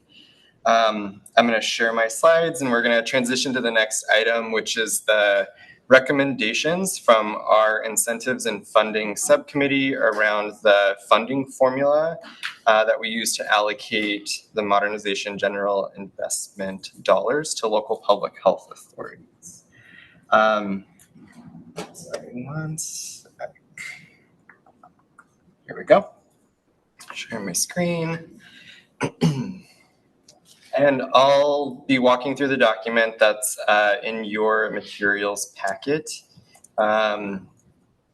And if anyone on the subcommittee wants to jump in at any point and clarify anything or add anything from the discussions we've had, please feel free to do so. And just a big thank you to everyone on the committee for meeting over the last couple of months to put this together. So I'm going to hop down. So we're going to go through separate recommendations that cover the three components of the funding formula. There's a base component, an incentive funding component, and a matching component. And so we'll go through the recommendations for each of those individually. We are, as was mentioned at the top of the meeting, going to have FAB members vote to approve these recommendations at the end. And then after that vote, there's another, piece that the work group talked about around expanding the scope of the work group. I don't know. I'm gonna add it. If Heather or Florence wants to add, but this is Veronica, I can also update that. Okay, that'd be great. Thank you. Checking chat real quick.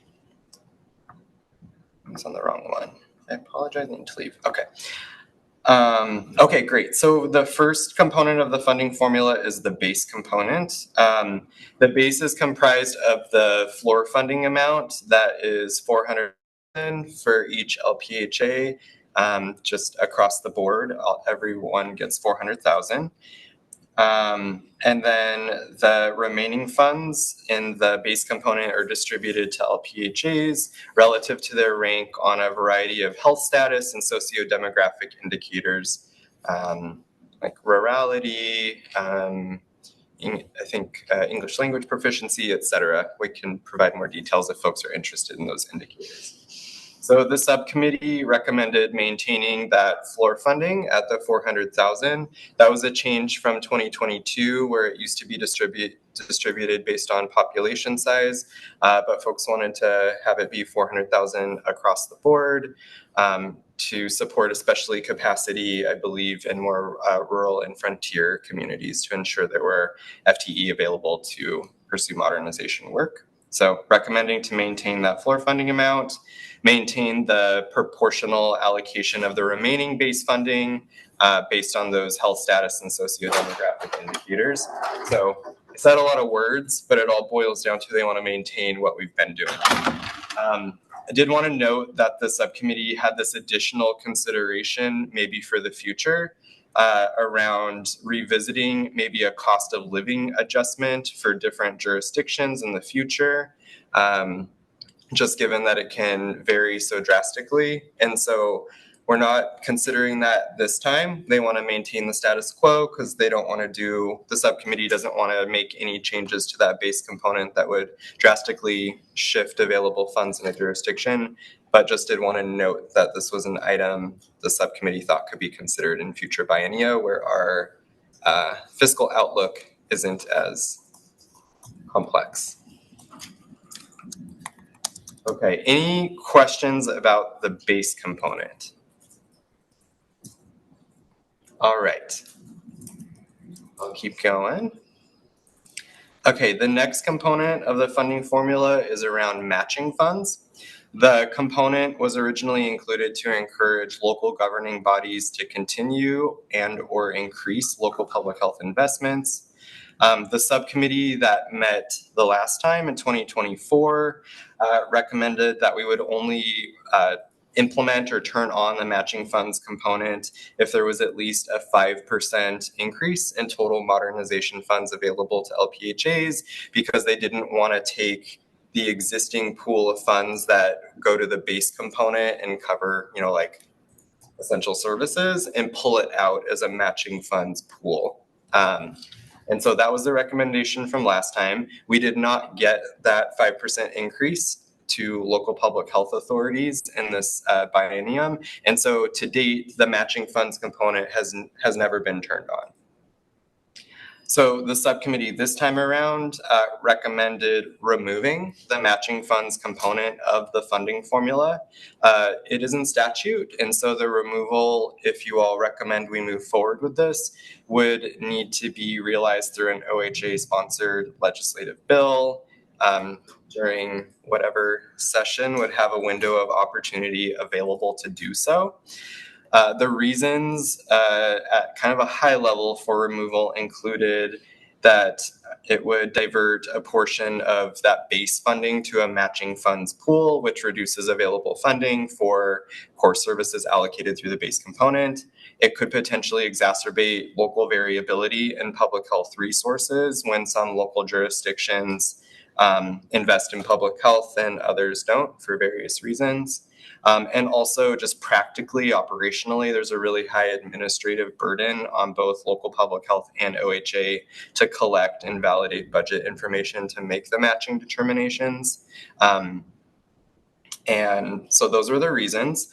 And then just an additional consideration, and these slides are included in your packet if you're interested in reviewing them or if you want us to review them together.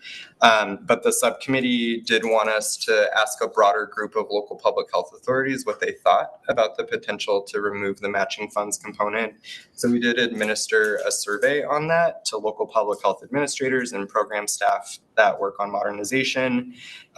We had 22 LPHAs represented in the survey response, and the majority of respondents, so 77% of those who responded, did support the removal, and they did cite their reasons, and it aligned with what the subcommittee had talked about: high administrative burden, don't want to exacerbate funding inequities across the state, et cetera. So I'm going to pause there and take a breath and see if there are any questions about this matching components piece. Okay, and again, the recommendation that y'all will be voting on is to remove it. And then lastly, we have the incentive funding component. The last Incentives and Funding Subcommittee in 2024 recommended that local public health authorities receive incentive payments in proportion to the number of accountability metric process measures that they meet. So local public health authorities, and you all can talk in more detail about this than I can, but you select 2 process measures in each of our priority areas of environmental health, immunizations, and syphilis. And so there's a total of 6 process measures that local public health is held accountable to. They complete reporting on those process measures, and then incentive funds are awarded based on the number of process measures they meet out of a total of 6. Incentive funds were allocated for the first time last year in 2025 based on process performance in 2024. And the subcommittee had several recommendations, which were to maintain the incentive funding pool at just 1% of the total funding available to local public health. And so in 2025, the total pool of all available incentive funds was a little under $500,000. The reason that the 2024 subcommittee originally proposed this is that they wanted to consider this still a kind of a pilot of using incentive funds in this way with public health.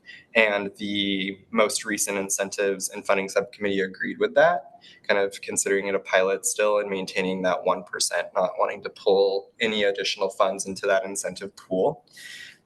And they also recommended to maintain that proportional approach to allocating the incentive funds. So just the number of process measures you meet is the proportion of your available incentive funds that you receive. Another little detail of that is that if a local public health authority does not meet all 6, say they meet 3 out of the 6, and so they're getting half of their available funds, the other half goes back into like a left on the table fund that's then allocated back out to all the counties who met more than the average. So if the average was 4 out of 6, then counties who met 5 or 6 then get an allocation of those funds that were left on the table. And so the subcommittee recommended, again, kind of status quo, maintain the 1%, maintain the approach. for this next biennium.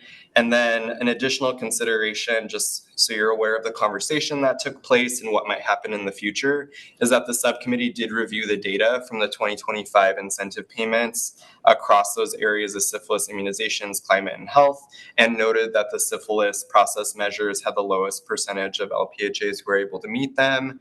Those measures are very different. They're on cases averted. The data come from our Orpheus system, whereas climate and health and immunizations are more qualitative reporting on how they use data to identify priority populations, how they did communications campaigns, how they partnered with community members around interventions, and it's a more qualitative reporting versus cases averted from Orpheus. And so subcommittee members just noted this difference in the LPHA's ability to meet the process measures and described the challenges with meeting those measures due to hard to reach populations, that the measures focus on endpoints, cases averted, rather than all of the really critical work that local public health does on a daily basis, even if we can't achieve that endpoint every time, like our partnerships, communications, data, outreach.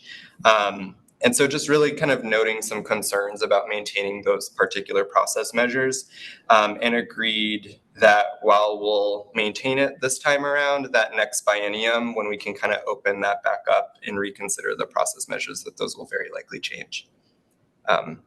Obviously in collaboration with FAB, local public health, et cetera. So yeah, Marie. May I give, regarding the syphilis process measure, an example of something that is measured is if someone completes their course of treatment.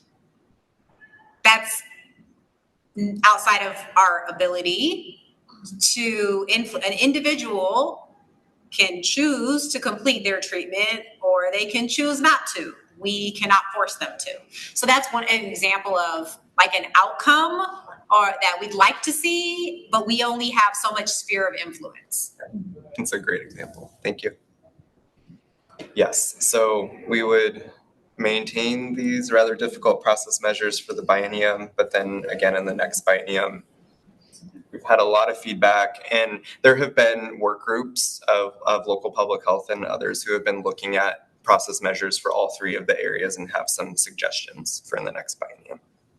But for now, it's maintain the 1% of the pool, maintain the proportional approach to allocation, and maintaining the existing measures for now. And then, should we vote on like the funding formula and then talk about the expansion? That's what I think. Okay, I think that makes the most sense. Yeah. Okay, great.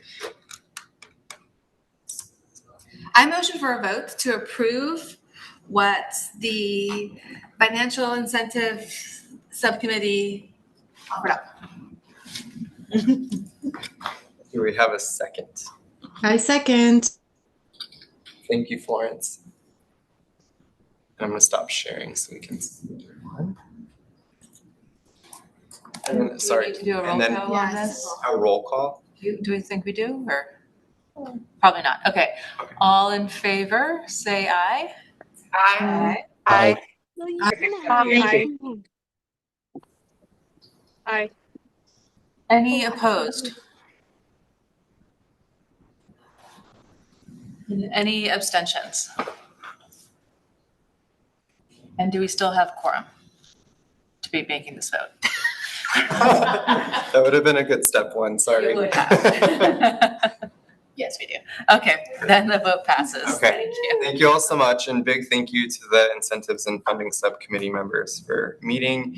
And we'll also need to follow up with FAB around whether we have the window of opportunity to put the matching funds removal through session.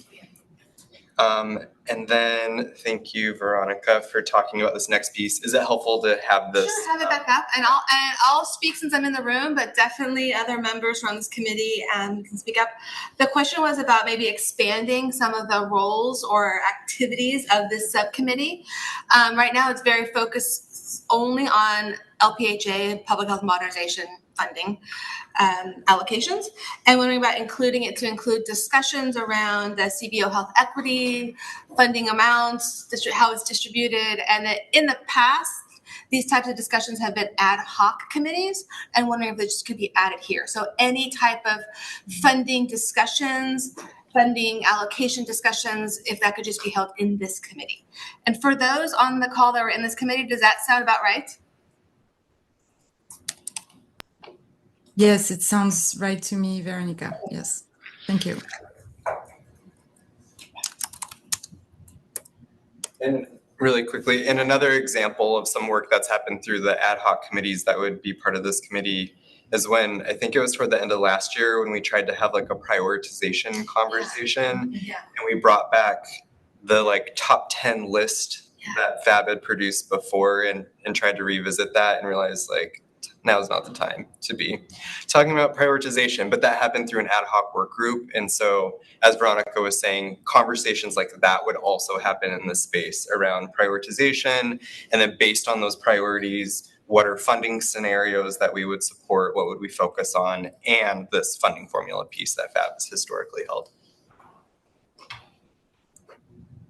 So maybe it's in just a broad term about anything around funding and incentives could be under here regardless of organization, time point. Okay, exactly. Beyond public health, I mean, I don't want to say beyond public health modernization, but whatever is brought to FAB around that. Could subcommittee here first. Okay. Exactly.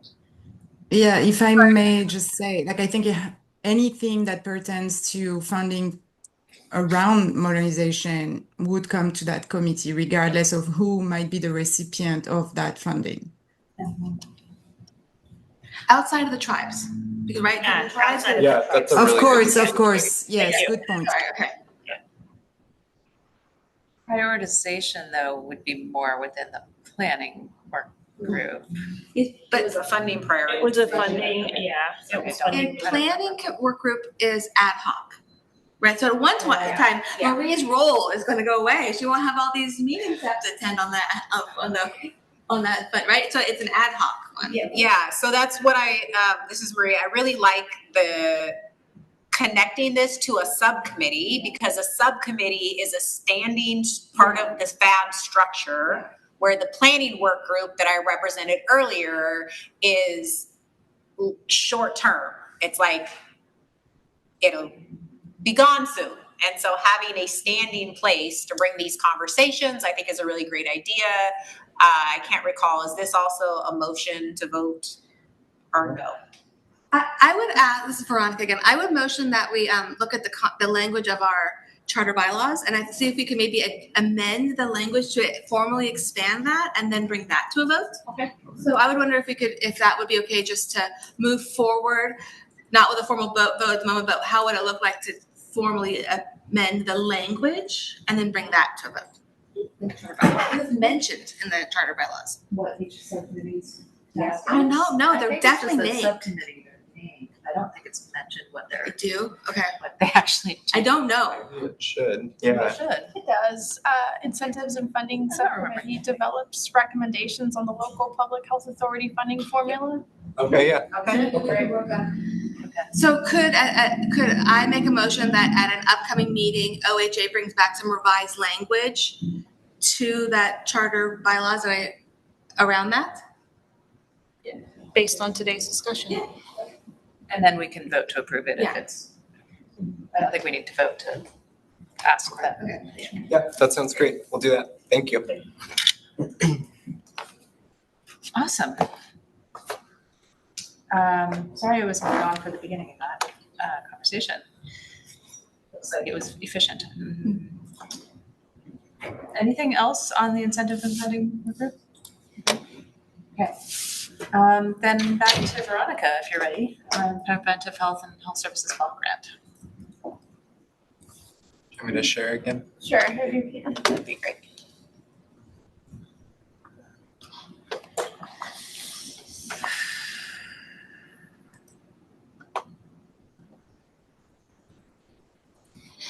All right, so I will do my best at covering the Preventive Health and Health Services Block Grant. Usually Sarah comes every year and she provides an update on the work plan, and then at the next meeting we'll do a vote. But Sarah is in Atlanta giving a presentation to the CDC about this, so I am covering. Next slide, please.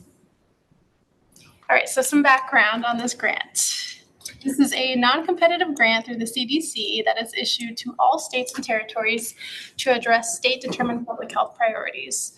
This work plan is tied to Healthy People 2030 objectives, and Oregon uses this for to increase the proportion of states that have developed a health improvement plan for our state health improvement plan, and then to explore financing of the public health infrastructure, including core foundational capabilities and public health modernization. And then the third piece is for rape prevention and victim services for the Oregon Coalition Against Domestic Violence and Sexual Violence. Next slide, please. And so this is showing funding every year starting 2019. And as you can see, it's pretty flat. One thing to note is that we never actually know if we are going to get funding year to year. So, but we've always gotten it and it's always been flat. So the work plan I'll cover in the next few slides will be this past year's work plan. And then I think the intent is that Sarah will cover something very similar for the next meeting, which FAB will vote on. So the plan I'm going over is this past year's. Okay. Yes. State Health Improvement Plan. So State Health Improvement Plan gets the largest chunk of this funding. It gets $750,000, and it covers three positions. It covers the State Health Improvement Plan strategist, the Strategic Initiatives Coordinator, and the Strategic Initiatives Partnerships Coordinator. Some of the activities covers communication. So we got a communications contract to develop a communications plan. It covers the member compensation from the State Health Improvement Plan Collaborative, which is a group of 15 community members that are learning about the State Health Improvement Plan. It covers community health worker training. So we have an agreement with Benton County Health Department to provide no-cost virtual trainings to at least one cohort per year, trying to train people who are from rural areas that don't have enough CHWs that represent their communities. The next piece is the performance management and data dashboards, and this is a change and a big focus of this next State Health Improvement Plan, how we demonstrate impact from this plan. And so really tracking and showing the work that we are doing. And then the last piece is the community and partner engagement. And so the Healthier Together Oregon, or the State Health Improvement Plan strategist, is trying to build relationships across different community groups. We're also trying to strengthen relationships with local public health and with CCOs to connect State Health Improvement Plan and CHIPS. The next slide, please. All right, public health modernization. This grant covers about $400,000, and it covers one position, the block grant coordinator and the strategic initiatives manager. Some of the activities is the FAB retreat. So we use these funds to cover FAB-related costs, anything from in-person meetings, the retreat, subcommittees and work groups, any connections to Oregon Health Policy Board. A portion goes to support the Conference of Local Health Officials monthly meetings. We were able to contribute some to their annual retreat last year. Some public health system improvements. Some of the meetings for the public health modernization chats, and the partner stories, I think, that those videos that were developed last year. All right, next slide, please. Okay.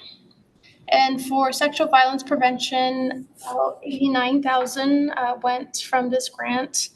And the list of activities, all funds went to Oregon Coalition Against Domestic and Sexual Violence. There were technical assistance on sexual violence of primary prevention to domestic and sexual violence programs statewide. There was also funding for quarterly prevention work groups and to maintain resources for preventionists. Next slide, please. Okay, so the role of FAB must meet at least 2 times a year to exercise its duties as the Block Grant Advisory Board. So this is the first time we're meeting. And as I mentioned, next time we'll bring the work plan for the next year. And that will be when you vote. Next slide. Oh, that covers what I just said. All right, any questions? Could I ask a bit? Is that okay? Yeah, go ahead. Will there be a more detailed budget breakdown? I'm curious if FAB members understand what these things are that we just went through. I'm just curious. It's more of a curiosity. I'm not trying to Yeah. about it. I think in past years there has been some breakdowns of it, and I'll just say I remember being very, very tiny for the which part of it? Anyway, it seems the sexual prevention piece is and I think so. I mean, I think we've seen those of us that have been on the FAB for a couple of years have seen this, but Yeah. I'd be curious if others. I think it's a confusing thing for newer members. Yeah. It's kind of a separate advisory thing. Maybe a little bit more A little detail more in the detail? follow-up Yeah, that sounds great. that Sarah presents, especially if this was the one that's already been done. Yeah. The one that is the forward-looking one maybe could include a bit more. Other details. Yeah. Could you speak a little bit to the May or June public hearing? Is that scheduled? Is it not yet, still pending? I think this might be the ability. I'm not quite sure. Yeah, I'm so sorry, Sarah. This is Okay. Yes. All right. We'll follow up on that. I think as a follow-up, if this public hearing occurs prior to our June FAB meeting, it might be nice to send for FAB to be notified. So if FAB would like to sit in the public hearing, that'd give us more access to community voice and voices outside of just our membership. I have a question. I don't remember this grant going towards SHIP in the past, but it probably has. I don't remember last year's it did, but I mean, we can dig up that We information. can ask for that though, if anything's changed over time and how it's been used. A little more breakdown, like you said. Yeah. I kind of remember it for sure, but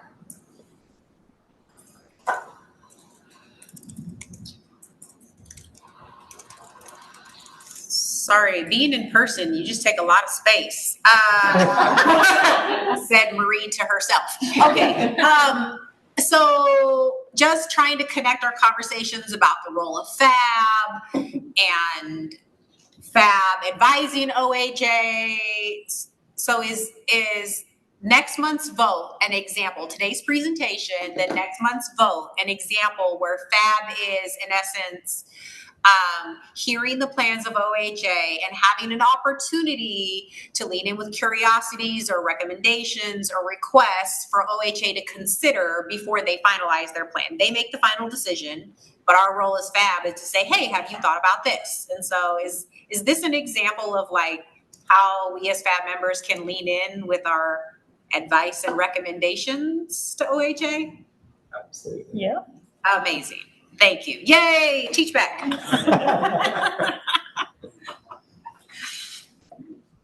As a newer member, one thing, even being an OHA employee, one thing that might be particularly helpful since these are last year's activities is hearing some of those partner stories. I think to Marie's point, if that's something that we're investing in, it can really be wonderful to bring that to light and help us to connect with just a line item a little bit more deeply.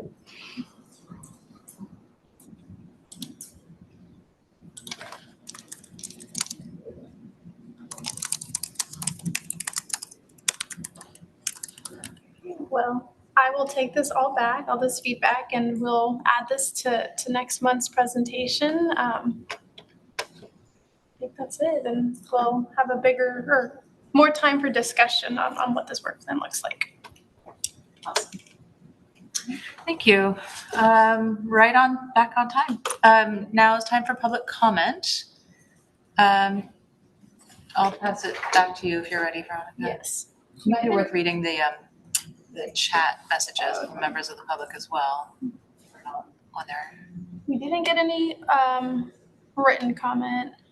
I'll look in the chat right now. All right.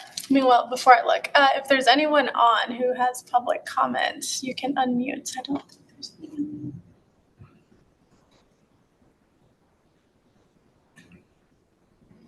Yeah, I don't see anything in the chat. There were just a few members, Michael Thurman and Robbie, joining from different OHA boards. We had Michael from OHA Health Equity Committee, just interested to listen in, and we had Robbie from the End HIV STI State Planning Group, mentioning they're interested in learning more about this the topic we're talking about, education, and the teen advisory group. I think that was it. So, So next meeting in June, if I don't recall the date, we will have regular updates. We will have the Public Health Services Block Grant presentation and plan to vote, as we just talked about. Hopefully another update from our planning work group with all its new members. That's all that we have listed for next month's agenda at this point. Is there anything that any FAB member would like to propose to talk about next month?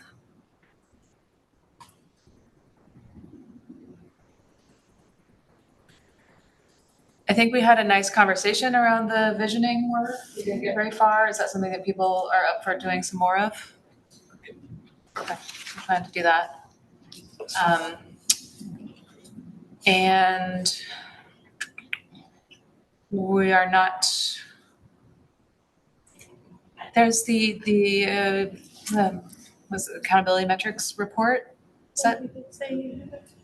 Or not the report, the other. Yeah, we'll have to follow up with Sarah about the report and whether it'll be available at the time. But I think we'll have an update from the work group of that subcommittee that's working on the prevention and health promotion methods. Okay. If y'all are interested in that update. I would be very interested in that. Okay.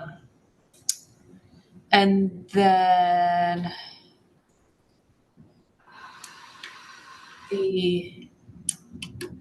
so CLO also has a modernization implementation work group.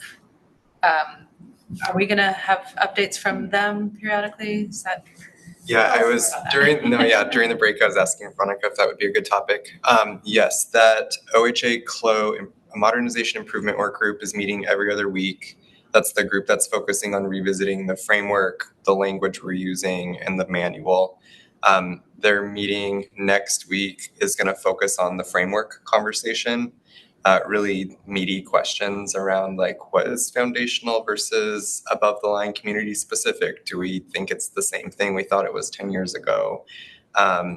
Just other conversations like that. So we're starting that conversation. I'm not sure how far it'll be by the next FAB meeting, but I think that would be a good update. And then part of that work is also kind of a landscape assessment before we dig into those. And we did talk with the National Public Health Accreditation Board, 21st Century Learning Community folks who convene all the states who are also pursuing foundational public health services. And they're connecting us with folks in Wisconsin and Minnesota who are doing some work around better definitions around their foundational programs and capabilities. Wisconsin did a communications campaign around strengthening the system. So we want to learn from their language and framing. There was one more piece that I'm not recalling. So we can update y'all on all of that. That sounds like a full agenda then. Yeah. Okay. Shall we? I think we're make a request. Oh, yes, please. When we have that update presented, would it be possible to try and connect it to we're just talking about the vision aid statements. And so that would be great to make those explicit connections. Yeah. Appreciate it. Yeah, absolutely. Any other thoughts, questions, or comments for the good of the order? All right, we will adjourn. Thank you.